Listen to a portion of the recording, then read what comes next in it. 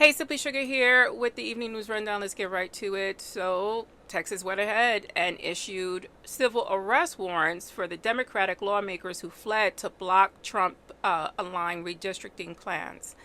Without them, Republicans lack quorum to pass maps expected to strip Democratic House seats. Quorum means they don't have enough members for the meeting present to pass these directives. Now, they do have the majority, so the majority is not the issue. They need 100 members to even hold this quorum, so that's what they're lacking.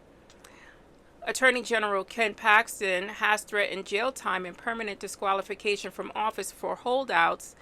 We're not even sure if this is legal, but legality doesn't matter to this administration, nor does the Constitution.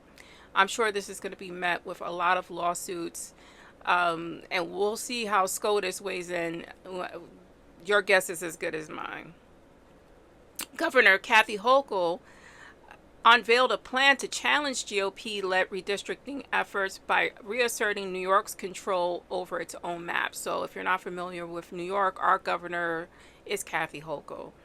She hinted at bypassing the state's redistricting commission and pushing mid-decade map changes, echoing Texas tactics. Now, what happens is when they do these maps, it's normally done when the census is taken or after the census is taken. This gerrymandering seems to be happening often, regardless of the census report. So she's looking to withdraw all of that, and then New York will just have control over our redistricting. There are 23 governors, Democratic governors, here in the United States. 3 so far have really been outspoken, Kathy Hochul being the most recent. I am hoping the rest of the 20 will speak up and will, if they can, follow similar suit, because this is a war. This is a war for the United States. This is a war for our Constitution and us not moving into a fascist state. And this is a pivotal time in our history.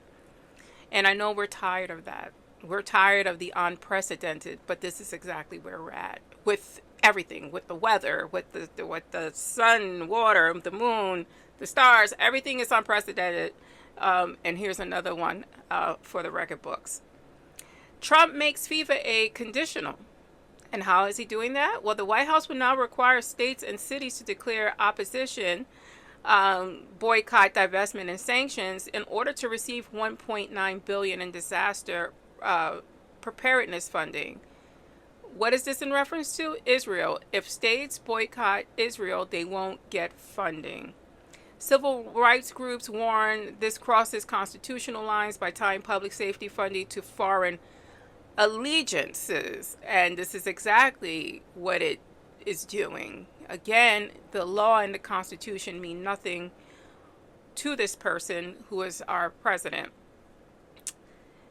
Israel's Knesset approved the military and civil reoccupation of the Gaza Strip, ending nearly 2 decades of disengagement. So basically, they're going to occupy and take over Gaza again. And here we are. I mean, the move comes after intensified cross-border violence and the collapse of proposed international peace monitoring deals. Palestine leaders condemned the decision as an act of war. And yes, this has been an act of war. And unfortunately, now starvation is a tactic of this war. This is the Evening News Rundown. I'm Simply Sugar.